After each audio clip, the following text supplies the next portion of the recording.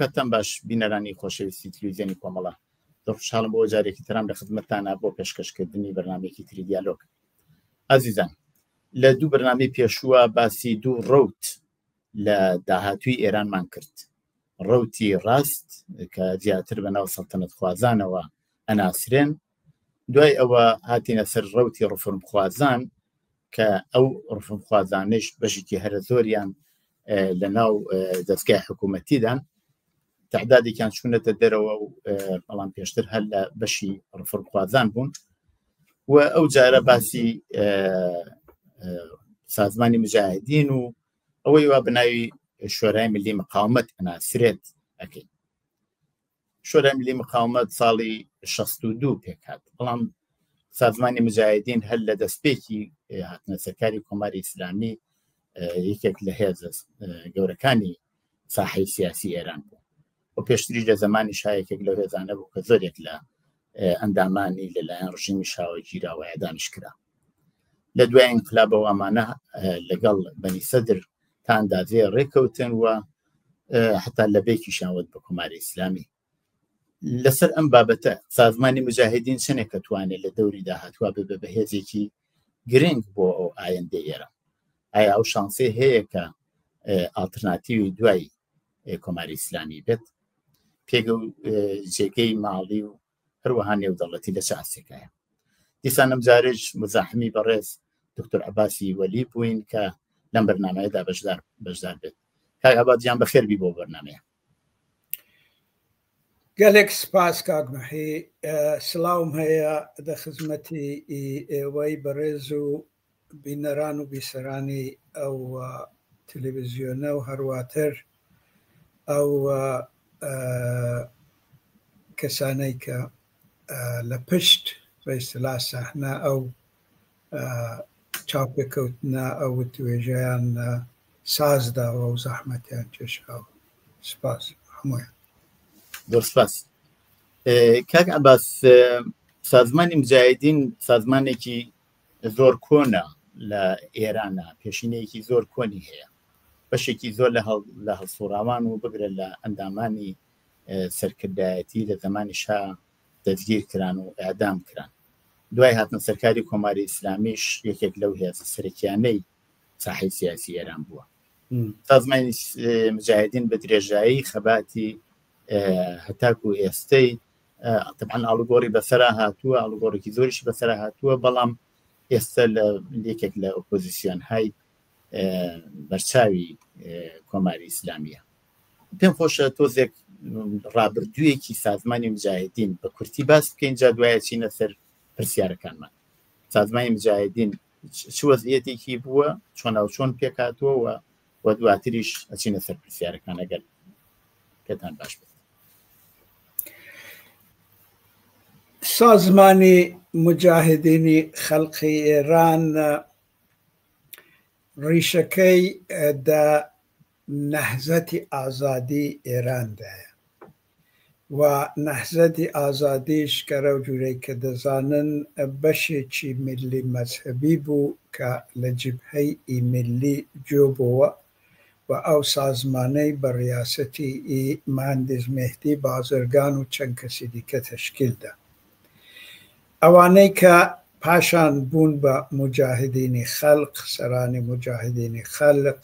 لەو ڕێگاییڕە، لە ڕێگای نەهزەتی ئازادیڕە،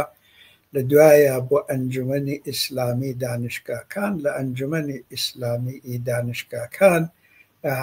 بەرەو دروستکردنی سازمانی مجاهدینی خەڵق ڕۆیشتوون. لە بدایەتی ئەمردا، لە بدایەتی ساڵەکانی 1961-62 دا ئەو کەسانەی کە ئەو سازمانیان بنیادنا سێ خوێندکاری دانشگای تاران بوون لە بەشەکانی فەنی، عومدەتەن حەنیف نژاد. ئەو سێیانە ئەگەر تەمەشای ژیانی وانە بکەین، هەر سێگەل ئەوانە لە دقیقەن دوویان کە دەزانم حەنیف نەژاد و سەعیدی موحسین، ئەوی دیکە بەداخەو نێوم لەبیر نەماوە، أو سكسانا دويان دقيقا يعني سعيد محسن حنيف نجاد مدتي حوتج مانغان دا جيرين دو دميدا دا زندان دا أوانا درسي قرآني دا قال آية الله تعلقاني دبين آية الله تعلقاني دا حقيقة دا هميشة وكو الريبري الروحاني مجاهدين دمينتو وأوجري كخودي تعلقاني دلي من حنيف نجادم هنا عشنا كرب بقرآن هات الدرس كاني تفسير قرآني من وليدي وبخوي أو نتيجة جيريك لقرآن قرتي أو تفسيرانك بخوي كردي أو أنا إيدي كاري خوي بو يعني بوشوي نشان داك باشانك حنيف نجاد وسعيد محسن وأيديك أو سكسانا دا أو تعبيرانان لقرآن كردو أو أنا بتعابير جنين كالخاني دا حقيقة دا يعني فيري كربن أو معلمي بوبن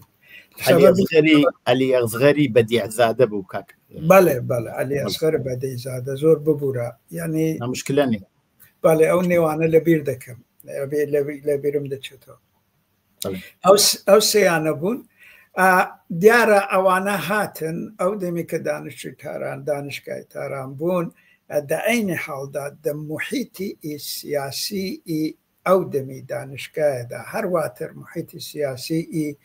ڕەسانەیی ئەو دەمیدا ئۆپۆزیشن هەمیشە بەرەو چەپی بوو یعنی دەیقەت دروستە ئەدەبیاتی مارکسیستی و ئەدەبیاتی سۆسیالیستی بە شێوەیەکی گشتی و حتا ئەدەبیاتی میلی لە مەڵاتی مەمنوع بوو و لێرە جوورێکە من لە جگای دیکەش باسم کردو لەو شەرایطەیدا جوورێک پانتایی گشتی مەخفی دروست ببوو یعنی پابلیک سفێرێکی کلاندستاین پانتایی گشتی مەخفی دروست بوو کە ئەو پانتایی گشتی مەخفیە بۆ خۆی ئەدەبیاتی خۆی هەبوو ئەو ئەدەبیاتە دەست بەدەست دەگەرا و ئەدەبیاتی سەرەکیش لێرە یعنی گفتمانی سەرەکی لێرە گفتمانی مارکسیستی بوو و أو بدي زادقان وسعيد محسن وحنيف نجاد متأثر لو أدبياتي بون وأوانات تفسيري شي بإصطلاح ماركسيستيان لا قرآن كرد أو زور جرينج بو أو جاري أول بو لإيران اشتوادات بيشتر لا والله تكاني عربي اشتوا بو ولي نبو بوشوي سيستماتيك ولي أوانات تعبيري شي ماركسيستيان لوي كرد دا أصل دا أو كاريك أوان كرديان أو تيوري جنجي چينايتي جنجي طبقاتي ماركسيان هنا أوان لا شد كرد يعني بيادة كرد دا چارچوي قرآن دا أوان بون بوجاري أول بشوي شي سيستماتيك باسي مستكبرين ومستضعفين يان كرد باسی استثماریان کرد دو بینیدا هندێک جزوه ئیدئۆلۆژیکیش وەکو کتێبی دەستمزد و سەرمایەی کارل مارکس جزوە چکۆڵەکەی جزوێکی چکۆڵەکە لە کارەکانیوی استخراج کرابوو و ئەو بە فارسی تەرجمە کرابەوە هەرواتر ئەدەبیاتی ئینقلابی ئەو دەمی وەکو نووسراوەکانی چه گوارا و ڕێژی دەبرە و ئەدەبیاتێک دە چوارچەوەی شۆڕشی ئەلجەزایر و فلستین و ئەوان هات بۆ پێشە ئەوانەیان دە اختیاردا بوو لەوانە ئیستفادەیان دەکرد یعنی ئەو تەلفیقەی کە لە مارکسیزم و ئیسلامیان نابوو بۆ خۆیان دەیانگوت کە ئەمە لە مارکسیزمی تئۆری ماتریالیزمی تاریخیمان وەرگرتووە وەلی نە ماتریالیزمی دیالکتیک ماتریالیزمی تاریخیمان وەرگرتۆ منتها خب نقطەی ئاغازی ماتریالیزمی دیالکتیک جارە تحولی اجتماعی بە ئەساسی گۆڕانکاریەکان و تحولی شیوەهای تۆلیدوانە بۆ ئەوانەیان قبول بوو وەلی مەبدەکەی ویان مەبدەیەکی ڕوحانی حقیقەتدا ئیرادەی خوددا دادەنا ئیرادەی خوددا دە پرۆسەیەکی لەوانە دایان نابوو پرۆسەی تەکامل دەوێدا خۆی نیشان دەدا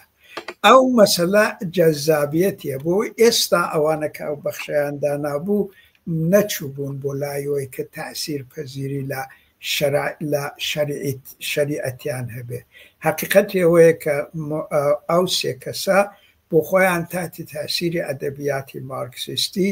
ئەو تەفسیرانیان لە ئیسلام و قورئان و ئەوانە کردبوو بە ئەساسی وەی ئەوانە ئەو جورە شتیان کرد و حتا تعبیرەکانی ئی مارکسیستیان کە دهێنا بوو لە چوارچێوەی قورئانێدا بەو شێوەی کە مەسەلەن ئەوانە بەشی زۆری معەممین ئاخوندەکان مەلاکانیان وەکو کەسانێک دادەنا کە بە تعبیری وان یعنی تەجدیدی نەزەرتەلە بوو ریڤیژنیست بوون لە ئیسلامدا و ئیسلامیان لە ناوەڕۆکی ئینقلابی خۆی بەتاڵ کردبوو ئەو تعبیرانە بوو کە دەیان کرد هەڵبەت دێرەدا یەکشت هەبوو ئەوە کە هەر لێرەش نیشان دەدا کە بۆچی نەحزەتی ئازادی کە دەیەقەتدا زەمینەی پێکهاتنی وانە زەمینەی سیاسی بوونی وانە بوو ئەوانە پشتیان دە نەحزەتی ئازادی کرد پشتیان دە بازرگانی کرد وەلی پشتیان دە کەسی دا شتی دا ئایەت الله تاڵقانی نەکرد تاڵقانی هەمیشە وەکو منشە و منبەی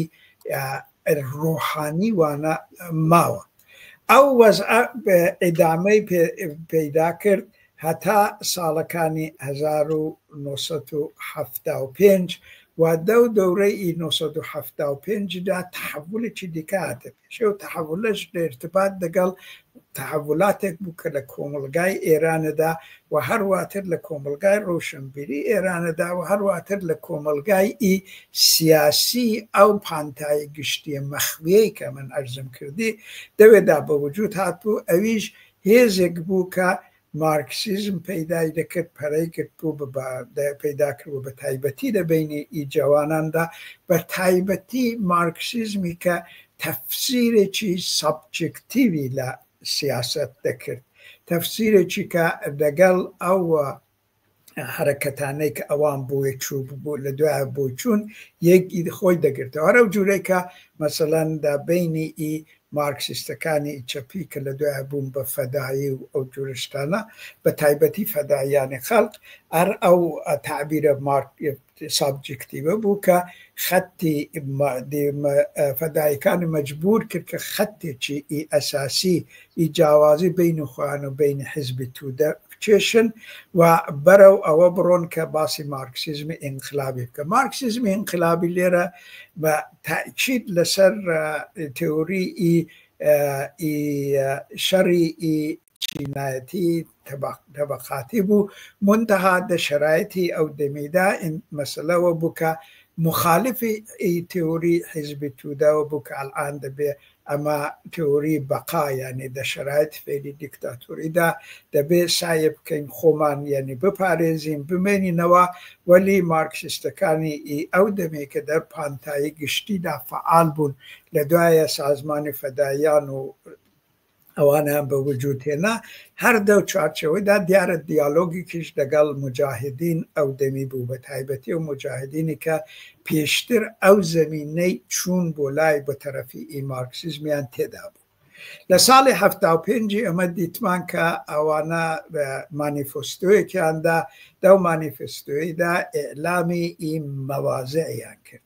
دەو ئێعلام مەوازعیدا کولەن ئەوانە دابڕانی خۆیان لە ئیسلامی سیاسی ئێعلام کرد وە کوتیان کە ئەگەر ئەمە پێشتر یعنی ناوەڕۆکەکەی ئەساسی تئۆریکی ئەوە بوو کویان کە ئەگەر ئەمە هەتا ئێستا یعنی کوتومانە کە ماتریالیزمی تاریخیمان قبولە و ماتریالیزمی تاریخمان هێناوە و بە ئەساسی وی تەفسیری تاریخمان کردو و ئەو تئۆری تەکاملی ئینسان و جامعە و تاریخمان هەیە و کە لە قورئانێ یعنی تەفسیرێکی طبقاتی لە قورئانێوانە و ئەلعانەکە لە ئاخرەکەیدا کە بەو نەتیجەی گەیشت بووین کە دە شەرایطی فعلیدا تەنها ڕێگای مبارزە شەڕی مسلحانە بەدژی ئەو ڕێژیمەیە ئەلعانە کە لە ساڵی 1975 دەبێتە کە ساڵی 1354 الآن ببورە لە ساڵی 1965 کە دەبێتە ساڵی 44 ئەلعانەکە بەو قەرارەی گەیشتوین کە ئەلعانەکەمە بەو قەرارەی گەیشتوین کە دەبێ کولەن بەرەو ئەوە بڕۆین کە سازمانەکەی بکەینە سازمانێکی مەخوی شەڕی یعنی خەباتی چەکداری مارکسیستی و پێششەرتی ئەو کارەش ئەوەیە کە ئەمە ماتریالیزمی دیالکتیکیش قبول بکەین ئەگەر تەمشا ئەو جزوەی بکەین دەو جزوەیدا تاکید لەسەروەیە کە مجاهدین الان ماتریالیزمی دیالکتیکیشیان قبول کردو دیارە ماتریالیزمی دیالکتیک و ئەولویەتدان بە مادە و تحولێکی یعنی تحولێکی دیالکتیکی بر اساس تحول ماده و مکانیزمەکان و دینامیزمەکانی دەرونی ماده یعنی جام دیارده جامعه وانە جگایەکی بۆ ڕوحانیەت و ڕوحیە کە ئەو جوورەی کە ئەوان پێشتر دایان نابوو شت بوو وەلی پارادۆکسەکە دێرەدا بوو کە ئەگەرچی ئەوان ئەو ماتریالیزمی دیالکتیکیشیان قبول کرد وەلی ئەو ماتریالیزمی دیالکتیکە ئێستا بەرەو ئەوە یعنی نەڕۆیش بوو کە کولەن تێوری تەکاملی خۆیان لە مەسئلەی قورئانی جۆ بکەنەوە ئەو مەسئلە ئێستا بە شێوەیەکی حتا فۆرمال دەوەدا دەبیندرێ ئەوە 2-3 ساڵ پاشوی بوو 1 ساڵ 2 ساڵ پاشوی کە شەڕی بینی خۆیان پەیدا بوو دەو شەڕێدا گۆیا 3 کەسیشیان لە بین چوون 3 کەسیان لە بین چوون دەو شەڕێدا ئەو بەشەکەی مارکسیستی مجاهدین تقریبا بوو بە حاڵەتی سەرەکی پەیدا کرد ئەگەرچی بەشەکەی دیکە لە بین نەچوو وەلی بەشەکەی دیکە زۆربەیان ئەو کەسانە بوون کە لە زیندانێدا بوون ئەو دەمی لە زیندانێدا ببەخشە کاک عەباس ئەو کاتێ ڕەجەوی کاری زیابێتەوە لێیان بەڵێ ئەو کاتەیە کە سازمانی پەیکاریش لێیان زیابێتەوە وانە دەقیقەن دەبێ وابێ بەڵێ وایە باشان ئەو جوورەیە کە ینی ئەوانە دێنشتی وەلی ئەوەی کە کولەن هەموو شتێکی دەگۆڕێ و دیسان تحولێکی ئەساسی دێنێتە پێشێ دە سازمانی مجاهدیندا شۆڕشی 1357 شۆڕشی 1357 دیسان دەبێتە سەبەبی ینی لێکدانەوە و بۆچوونی تازەی ئیدئۆلۆژیک لێرەدا دەو بۆچوونەیدا بە سەبەبی کەرەکتەری شۆڕشی بە سەبەبی احتیمالی زۆر سەرکەوتنی هێزەکانی ئیسلامی هەر ساڵی ئەڤەڵی ئینقلابدا و سەبەبی وەی کە خومەینی ڕیاس بە ئیستیلاح ڕەهبەری ئەساسی ئەو ئینقلابەی بوو و بە پاش تقریبا نزیکەی ئاوا چەند مانگ کەمتر لە ساڵێکی بەشی زۆری چەپی ئێرانێ دەیقەتدا دەپێژە حیزبی تودا لە دوایە کە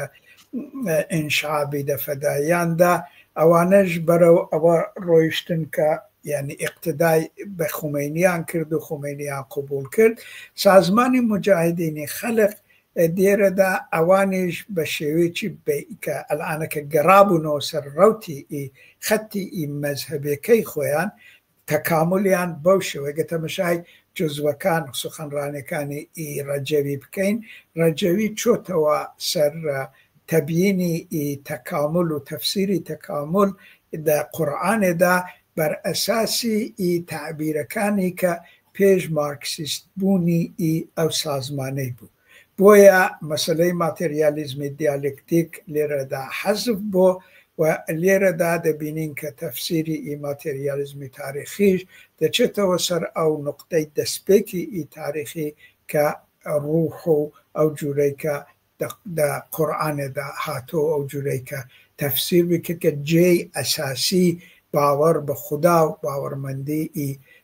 بە خودای یەگانە و ئەوانە دەوێدا بەو شێوەی بمێنێتەوە منتا ئەوەی کە دە موردی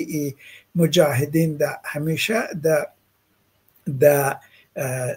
ئیدۆلۆژیەکاندا گرنگ بوو و ئەساسەنیش یعنی بوو بە سەبەبی ئەساسی دابڕانی وانە لە خومینی و ئیسلامی سیاسی خومینی یا حداقل بڵێم یەگەر بەڕاستی بڵێن دابڕانی خومینی لەوانە تا لە خومینی ئەوانە لە خومینی دابڕان ئەوە دووشت بوو یەکەوە بکو مجاهدین لە ئەڤەڵەوە باوەڕێکیان هەبوو کە دەستیان لەو باوەڕەی نەکێشە ئەویژەوە بوو کە ئەوان باوەڕیان بە حکوومەتی سەکیولار و ئەلمانی هەبوو ئەوە زۆر گرنگ بوو دە ئیدۆلۆژیواندا ئەوە البەتە باوەڕێک بوو کە بە احتیمالی زۆر ئەو سێ کەسە کە دەپێژە تحتی تاثیری تاڵقانی بوون ئەو باوەڕیان بە تعبیری مەذهبی بەو معنای کە بە تەوە و تعبیرانەی مەذهبی کە دەڵێ کە ئیسلام نابێ حاکم بێ لەسەر دەوڵەتێ و دەوڵەت نابێ ئیسلامی بێ و باوەڕی ئیشتی وابوو تاڵقانی وابوو تاڵقانی باوەڕی بە حکوومەتی ئیلمانی یا سکولار هەبوو و هەمیشەش لەوەی دفاعی کرد و ئەوەی کە گرنگ بوو تاڵقانی لەو ئایەتۆڵایە نەبوو لەو شخصیەتانەی مەذهبی بوو وەکو بازرگانیش دەیقەدە و جورە بوو و چەند کەسی دیکەش ئەوانە بە تعبیر و تەفسیری مەذهبی حکوومەتی ئیسلامیان دە شەرایەتی غەیبەتدا ڕەت دەکرد تەوەجۆ دەکرد ئەوە زۆر مهم بوو بۆ مجاهدین یەکەوە بوو یەکیەوە بوو مجاهدین هیچ وەختی دەستیان لەوەی لەو باوەڕەی نەچێشە کە عولەمای شیعی دە حەقیقەتدا جورێک ئەو جورەی کە بەوەختی بوونە مارکسیست باسییان دەیان گوت ئەوانە ڕێڤیژنستین وەلی ئەوانە باوەڕیانەوە بوو کە هەرو جورەی کە شریعەتی تعبیری دەکا ئەوانە نمایندەی ئیسلامی ئیسەفەوین ئەوانە ئیسلامی عەلەوی نین ئەوانە ئیسلامیان لە ناوەڕۆکی شیعەی سوور و شیعەی ئینقلابی و شیعەی ئینتزار و ئەوانە دەرهێناوە تەوەجۆ دەکەی ئەوە لەبەرەوەی مجاهد ئەو دوو شتیان تێدا ئەمەم فکر دەکەمەوە کە ئەلانەکەش هەر جوورەکە تەمەشای ئەو سازمانە دەکەی ئەگەر چی من بەڕاستی ئەلان قەدەرێکی دوور و درێژە هیچ جورە تعبیر و تەفسیری ئیدۆلۆژیکم لەو سازمانەی نەدیوە تەوەجۆ دەکەی بەڕاستی ئەگەر تعبیر بگەی وەلی ئەوە لە وتارەکانی ڕێبەرەکانیان لە انتشاراتەکانیان لە تەلەڤیزیۆنەکانیان کە گەر تەمەشای دەکەی ئەو باوەڕە بە حکوومەتی ئیلمانی و ئەو باوەڕە کە عولەما دەیقەتدا ینی ئەوەی کە پێی دەڵێن مەذهبی نەهادی نەشدە ئینستیتوشنەلایز مەذهبی نەهادی نەشدە انحرافێکە دە ئیسلامیدا ئەوە دەستیان لەوەی نەچێشاوە و من فکر دەکەمەوە ئەگەر وەزعەکە لە ئێرانێ بەرەو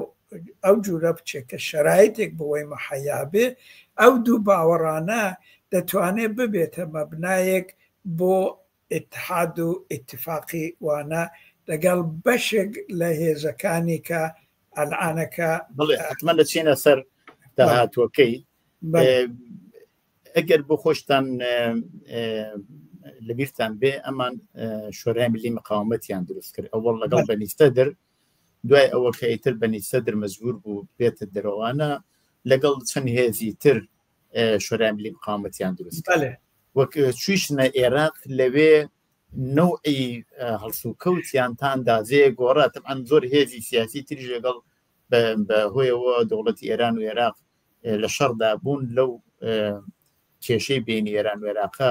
کەڵکیان وەرگرت و پەیوەندیان لەگەڵ دەوڵەتی سەدام حوسێن کرد بەڵام پەیوەندیەکەی ئەمان زۆر پەیوەندیەکی چڕوپڕ بوو هەروە چەندانە عەمەلیاتی زۆر گەورە یان دژ بە کۆماری ئیسلامی ئەنجامدا حتا خامنەیش لە بۆمبگوزاریەکە ئەواندا نابوو دەستی فەلەج بووە کەسیش لەو بۆمبگوزاریە کوژرا. مەبەستم ئەوەیە کە ئەو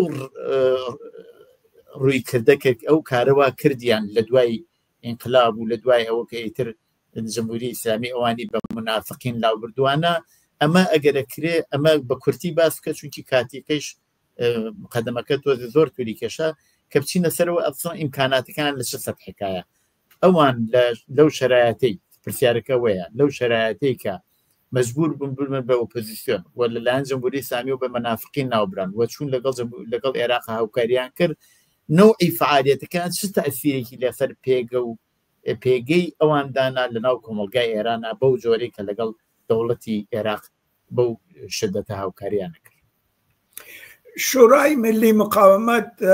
دایقەتدا دوو پایەی هەبوو. وەختێکی تەشکیل بوو مجاهدین بوون بەنی سەدر و هێندێک ڕۆشنبیری حتا مارکسیست وەکو هزارخانی مەسەلەن هزارخانی هەمیشە دەگەڵیان بوو هەتا ئاخریش دەگەڵیان بوو. ئەرزی بە خزمەت دەگە هێندێک چەند کەسی دیکە بوو دەگەڵیان و سازمانی چکۆلە وەلی دوو پایەی هەبوو، یەکیان مجاهدین بوو یەکیان حیزب دموکراتی ئێران بوو. ئەوانە دوو پایەی ئەساسی سازمانی ئیشت بوو، شورای ملی مقاومت بوو. دەگەڵ بەنی سەدری مشکلاتی ئەساسیەوە بوو کە بەنی سەدر ئەو تعبیرەی کە لە حکوومەتی ئیسلامی دەکرد، ئەو تعبیرەی کە ئەو لە عەداڵەتی ئیسلامی دەکرد، ئەو تعبیرەی کە ئەو لە قورئانەی دەکرد لەگەڵ تعبیری مجاهدین یەک نەدەهاتەوە. هەڵبەتە بەنی سەدریش باوەڕی بە شت بوو بە ئیسلامی سیاسی هەبوو کە ئیسلامی سیاسی کە سکولار بوو لە نەزەر حکوومەتیەوە، یعنی ئێلمانی بوو. حکوومەت ینی باوەڕی بەوە هەبوو کە ئەگەر چی خودی بەنی سەدریش ئەو جزوەی حکوومەتی ئیسلامی نووسی بوو تەفسیرێک بوو وەکو شتی، ینی ئەو پارادۆکسە دە هەمووی ئەوە ڕۆشنبیرانەی ئیسلامیدا دەبینن. مەسەلەن ئەوە دەموردی شریعەتیدا کە نفوزێکی زۆری لەسەر مجاهدین هەبوو، لە منتها مجاهدین لە نظر زۆرتر معنەوی و ڕۆشنبیریە و لەسەر خەتی ئیدۆلۆژیکەوە ئەوان خەتی خۆیان پەیدا کرد بوو وەختێکی چووندا ژێر نفوزی شریعەتیەوە. شریعەتی تەفسیری ڕادیکالی لە مەزهەب دەدا لە شیعەگەری دەدا، ئەوە بۆوان زۆر باش بوو. ولی ئەگەر تەمەشای تەفسیرەکانی خودی شریعەتی بکەین ئەو پارادۆکسە گەورەی لە شریعەتیدا دەبینین. مەسەلەن تەمەشای فاتمە بکات، تەمەشای تەفسیرەکانی لە کەربەلای بکەوانە زۆر ئینقلابین و بە تایبەتی تەفسیری لە ئیسلامی سەفەوی کە ئەوەی ئبداع کردو کە ئەو ئیسلامی کە بۆتە دەرباری بۆتە بە ئیستیلاح ئیسلامێکی بزنس و تجاری ئیسلامێک کە ڕوحی ئینقلابی بەتاڵ بۆ ئەوانە ئەوەی کە بە شدت زدی ئاخوند و بە شدت زدی ئیسلامی نەهادینە شدە شیعەگەری نەهادینە شدە. ولی لە عینی حاڵدا یەکێک لە ئاخرین کارەکانی شریعەتی کە تەماشای بکەین کە بە نەزەری من لە نەزەر تئۆری سیاسیەوە شاید مهمترین کاری شریعەتی بێ، لێرەدا ئەو کتێبە بە نێوی ئومەت و ئیمامەتە. لە ئومەت و ئیمامەتە دە حقیقەت شریعەتی تئۆریەکی دادەمەزرێنێک ئەو تئۆریە 100% تعبیر و پشتیوانی و توجیهی ئینقلابی خومینی، یعنی بۆچوونی خومینی لە ئینقلابەیە و جێگای خومینی لە ئینقلابدا. یعنی دەڵێ ئیمام دەبێ بەوە نییە کە ینی مەلایەن لە شتی انتخابی بکەن لە قۆمی انتخابی بکەن ببێتە ینی ئایەت الله عوزما. ئیمام ئەو کەسەیە کە ئومەت تەشخیصی بدا، ئەو تەشخیصە تەشخیصێکی سیاسیە. دقیقاً ئەو جوورەی کە دەڵێ ینی بۆ خومینی قسان دەکا. هەر ئەوە عینی وای دە مەوردی شتیشدا هەیە، عینی وای دە مەوردی بەنی سەدرشدا. بەنی سەدر دروستە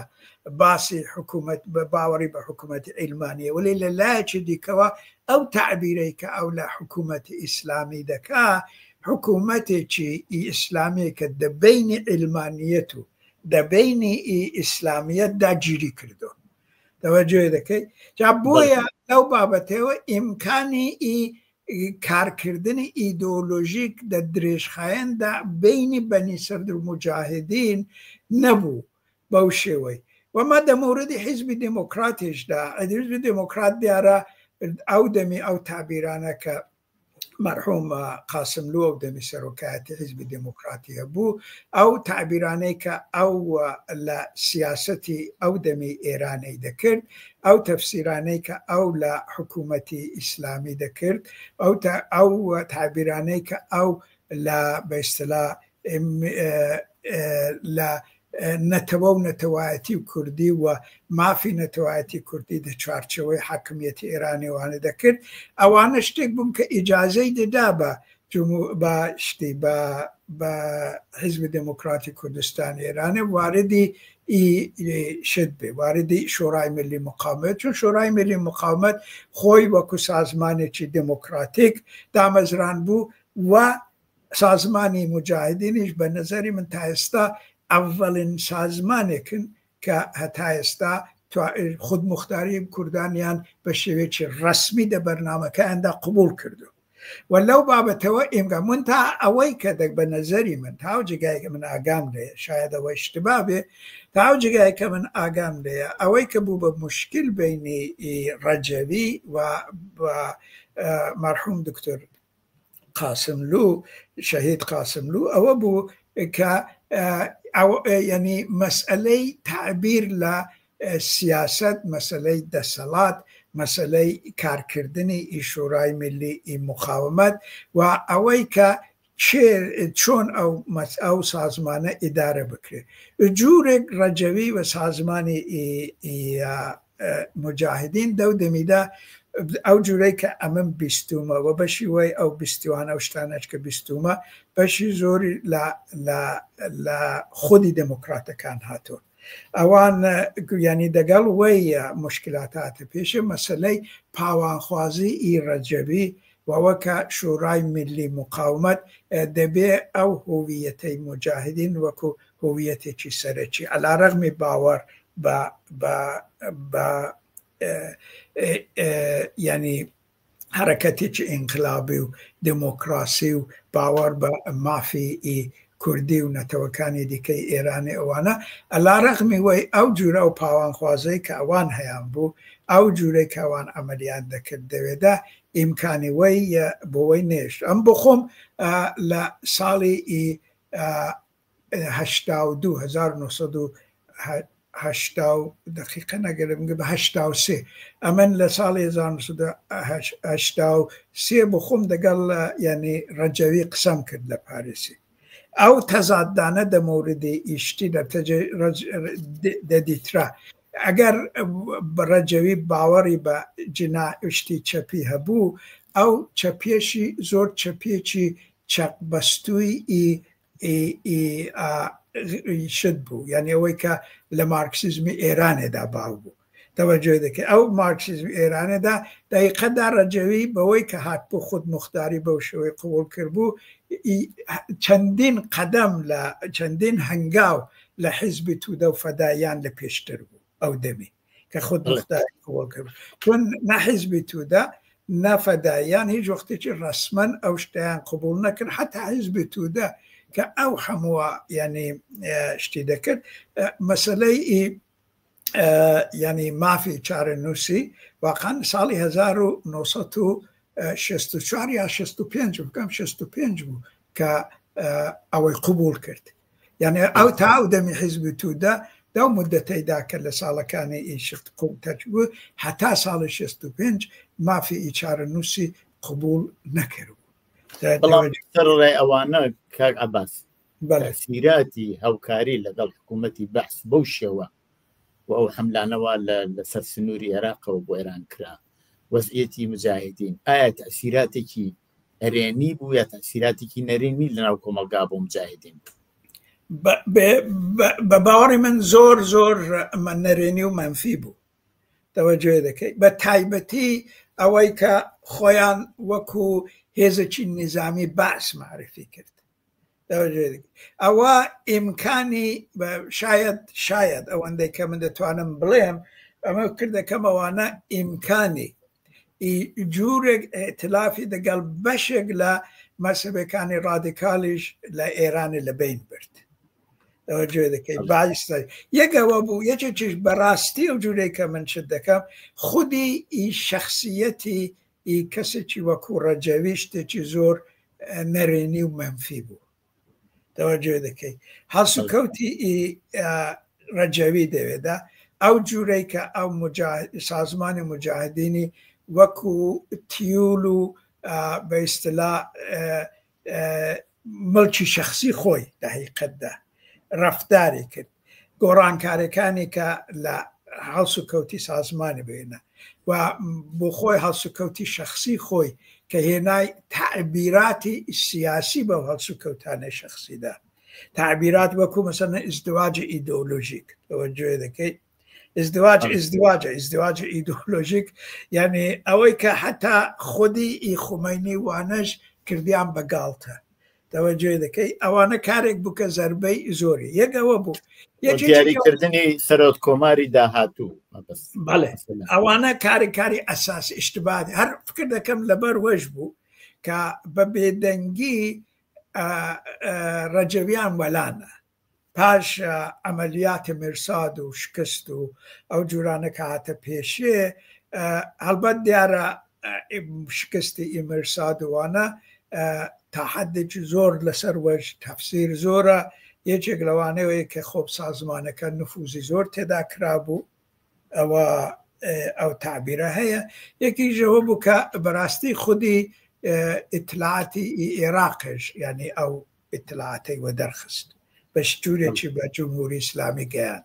تەوەجێ دەکەی یعنی ئەوانە لەبین چوون واقعا یعنی لەبین نەچوون وەلی تەزعیف بوون زۆر تەزعیف بوون ئەوە هەڵەیەکی گەورە بوو کلەن حتا ئەو شتێکە لەسەر لە مانجی خوردادی ئەو دەمی خوردادی هەشتاویەک دەبێتە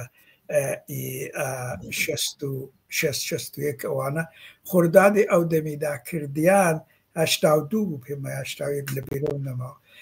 ئەو دەمی لە جوونی ئەو دەمی کە ئەوانە کردیان یعنی بەرەو کەربەلا کە حولەیەکی زۆر گەورەیان کرد بە ڕێژیمی ئەوە خۆب حملەیەکی غافلگیرانە و لە دەرەجەی ئەوەڵدا تاسیرێکی زۆر ینی شۆکە کنەندەی بۆ حکوومەتێ بوو ولی چونەوە حملەیەک بوو کە بە شێوەیەکی گشتی لە کۆمەلگارە نەیانتوانی بەو شێوەی ساپۆرتی بکەن نەتیجەکەیەوە بوو کە خودی بەنی سەدر و دەگەڵ بەنی سەدری ڕەجەوی بچێتە فەڕەنسا وانە وە زەربەیەکی زۆر گەورەیان بکەوت لە دوایش کە دیارە کوشتارەکانی ئەوەی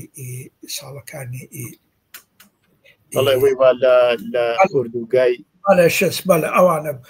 ئەو شتانە بوو یعنی بەدەستی خۆی ئەمەم فکر دەکەم ئیشتباهاتی زۆر چەندگانە ینی متعددی ڕێبەرایەتی ڕەجەوی یەکێک لە سەبەبەکانی ئەسلی وی بوو ولی شورای ملی مقاومت پاژوەی کە حیزبی دموکراتی کوردستانی لەوێ چوە دەرێ چون ئەو دەمی حیزبی دموکرات حیزبێکی زۆر فعال بوو دەرگیری شەڕ بوو دەگەڵ جمهوری ئیسلامی پایگای بوو هێزی چەکداری بە ئەندازەی کافی هەبوو ئەوانە کولەن مەسەلەی کوردی ئەو دەمی مەسەلەیەکی ڕۆژ بوو ئەجندادا بوو هەم بۆ حکوومەتێ هەم بۆ ئۆپۆزیسیۆنی ئەو دەمی ینی چوونە دێنی دەرکەوتنی حیزبی دموکرات زەربەیەکی گەورەی لە شورای ملی مقاومەتدا و سەبەبەکەشی ئەوەندەیە من دەزانم و حتا ئەمن ئەو دەمی لە پاریسش و لە لەندەنش دەمەوردەیدا دەگەڵ مەرحوم دکتۆر قاسم لۆ قسەم کرد تعبیرەکانی ئەو بوو کە ئیمکانی کارکردن بە شێوەیەکی دموکراتیک لە سازمانەکەیدا دەگەڵ ڕەجەوی نەمابوو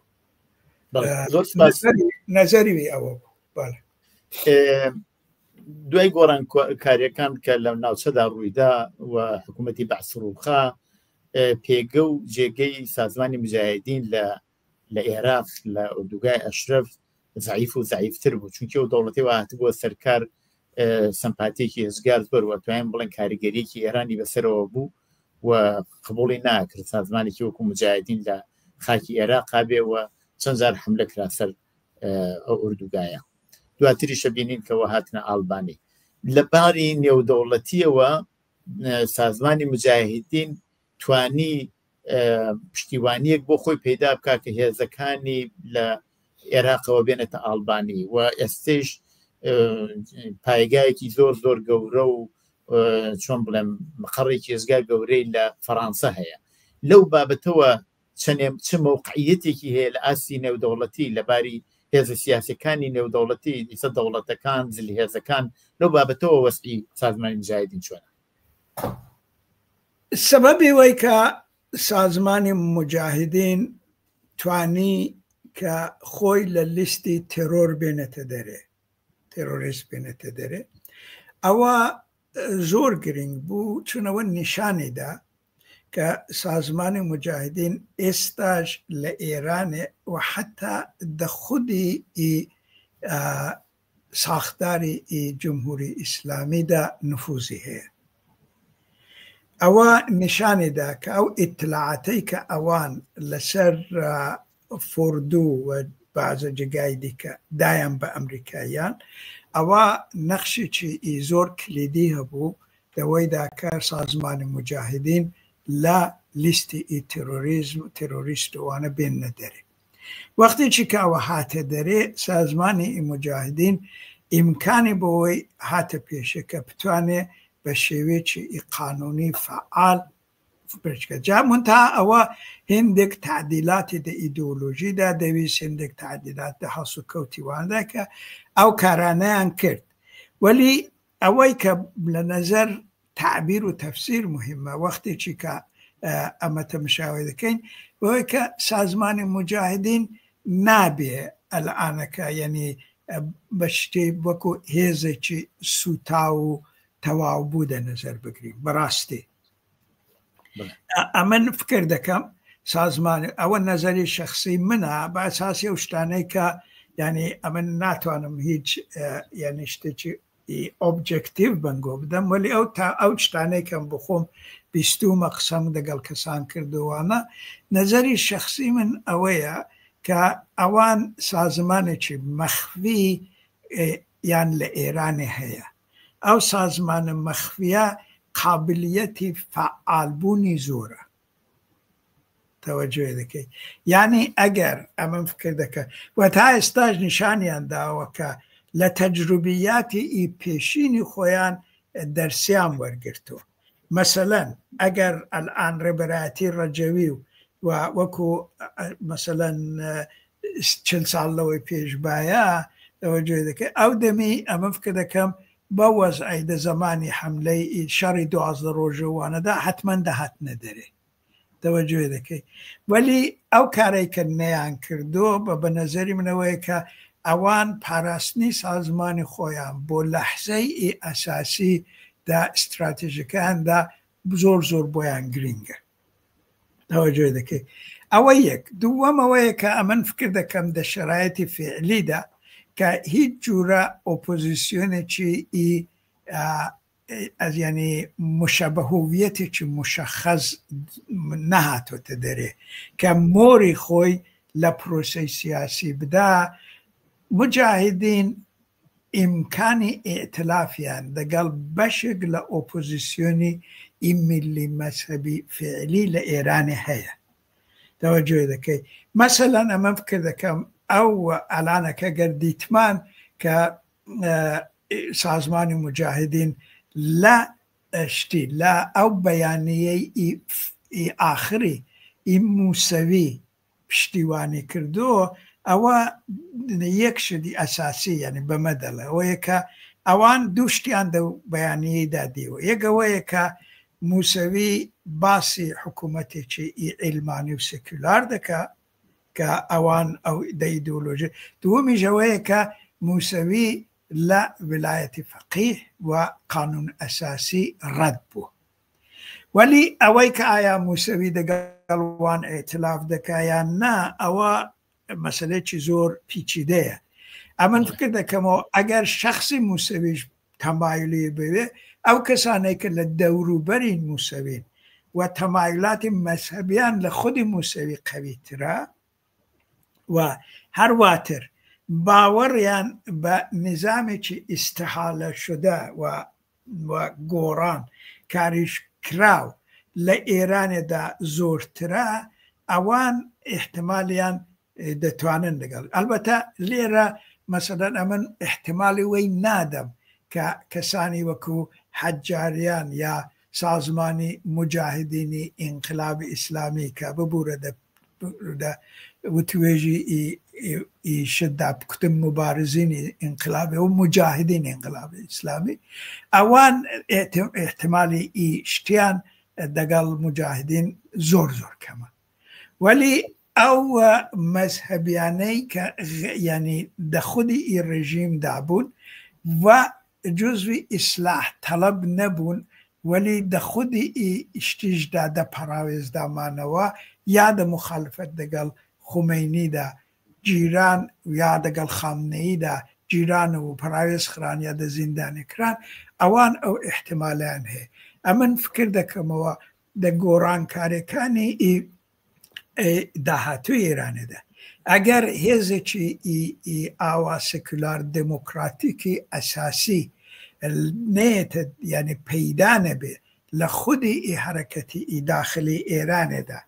کە ڕێبەرایەتی خۆی لەوێ بێنێتە دەرێ و بتوانێت بە شێوەیەکی ئینتخابی دەگەڵ بەشەکانی دیکەی ئۆپۆزیسیۆن لە ژوورەوە دەرەوەی وڵاتی ئێعتلاف بکە، ئەگەر شتێکی وا پەیدا نەبێ سازمانی مجاهدین دەتوانن ببن بە یەکێک لە عنسورەکانی ئێعتلافێکی ئیزدی ئیشت. ئەو قابلیت من پرسیاری ئەخیرەکەم شت دەکەم دێرەدا یەک کەلمێ بە ئیدئۆلۆژی مەذهبی مجاهدین بە باوەڕی من گەورەترین مانع بووان کە لەو حوزەی ئێعتلافی تەنگەی کە هەیەە بێنە دەرێ. ئەوە بۆ خۆی مشکلێکی ئەساسیە، چون زۆربەی هێزەکانی دیکە باوەڕیان بەوەیە کە هەر جور ئێعتلافێک ببێ نابێ هۆویەتی مەذهبی هەبێ. بڵێ جا ئەلبەتە تا ئەندازێ پرسیاری ئەخیرەکەم دیش جوابدا و کاتیشم زۆر کەمە با تەوەجه بە ئەو بزوتنەوە گەورەی لە چاو بزوتنەوەکانی تر 96 بزوتنەوەی ژینا نەوعی ساختارەکەی داخوازیەکانی تەرکیبی بەشداربووانی لەگەڵ ئەوەی وا ئێستا مجاهدین خەریکە خۆی نیشانەدا کەماکان ڕێجەمهورەکەی سەرپۆشی بەسەرەوەی لە سوورەتێکا ژنان لە ئێران سەرپۆش فرادان یاکو مەسەلەن لە محەڕەمە هاوکات لەگەڵەوەی کە جەمهوری ئیسلامی خەریکە سینەزەنیەکە ئەمانش خەریکی سینەزەنین و نمایشی سینەزەنیەکان دەدەن. چەنێ ئەوە ئەتوانێ ببن ئەوان ببن بە ئالترناتیڤێک لە ئەگەری داهاتوەکانی ئێراندا هەرچەند قسمەتێک لە جوابەکەشت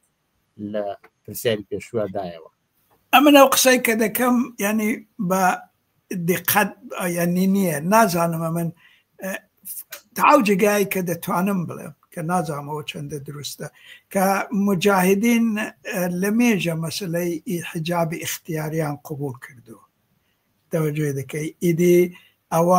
ئەوە بەنەزێ وەلی مشکلەکەی ئەساسی ئەوەیە کە ئەگەر مجاهدین بێن دە ژێری دە شۆرەچێکی وەکو شۆرشی ژنجیان ئازادیدا دە ڕاپەڕینێکی ئاوادا ئەگەر بێن بچنە چەتری ئەو هۆویەی دموکراتیکی ئیفرە نەتەوەیی و ئیفرە جنسیەتی و فرە مەذهبی وانە وەکو یەک عنسر دەوێدا فعالیت بکەن کە ئەو فرە هۆویەتیەی ئەو هۆویەتی ژینا وەکو کە من نێونا هۆویەتی ژیوە ژینا دەژێر ئەو چەترەیدا وەکو یەک هۆویەت فعالیت بکەن بە باوەڕی من دەبێ وەلی ئەگەر بیانەوێ بێن مۆری خۆیان لەو هۆویەتە بدەن بیانێ ئەو هۆویەتەی بچێشنە ژێر چەتری خۆیان احتمالی سەرکەوتنیان نی چون ئەو دەورەیە گوزەراوە و هەر ئەو مشکلە یعنی ئەو مەسەلە بۆ هەموو هێزەکانی مەذهبی هەیە بەڕاستی ئەو ینی تەواوی گەر مەسەلەن دروستە کەسێک وەکو نەرگیسی محەممەدی دیارە بۆ خۆی لەگە تەمەشا شتی بکەین ینی شتی مەذهبی هەبوو و هەیە توجه دەکەی وەلی ئەو کەسێکە کە لەو دیوارەی ڕەت بووە و دەو چارچەوەی لەژێر هۆویەتی ئیشتیدا دەمێت یا مەسەلەن ئەو بۆ چوونەی وانە مجاهدین دێرەدا دەتوانن مؤتەلفێکی باش بۆ هێزەکانی کوردی بن ئەگەر ئەو هۆویەتە مەذهبی خۆیان نانەوێت کە ئەوەی مطلق بکەن دەوای مطلقکردنی ئەو هۆویەتی مەذهبی وان دەگەڵ هیچێک لە بیر و باوەڕەکانی هێزەکانی کوردی نایەتەوە ئەوەندەیە من دەزانم و دەگەڵ کۆمەلگای کوردستانیش نایەتەوە کە لاویش مهمترە وەجە بۆیە ئەگەر بەرەو ئەوە بچن کە مەذهبی وەکو بەشێک لە هۆویەتی خۆیان بزانن نەینچی هۆویەتی خۆیان بە تعبیرێکی مەسەلەن تەکاملی قورئان و ئەو جۆرە شتانە چون ئەگەر یعنی بنەمای تئۆریکی تەکاملی قورئان نەماوە ئەو تەفسیرەش نەماوە تەوەجۆ دەکەی ئەوە دەبێ ئەوەی قبول بکەن وەلی ئەگەر ئەو تەفسیرە ئەلاڕەغمی وەی کە چ بنەمای چەپێکەی چ بنەمای مەذهبەکەی تووشی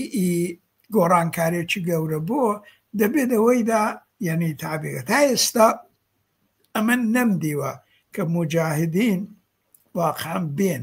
بەیانیەیەکی بدەن بە جوورێکی دابڕینێکی ڕادیکاڵ دەگەر ڕابردووی خۆیان نیشان بدەن ئەمە بکەم دە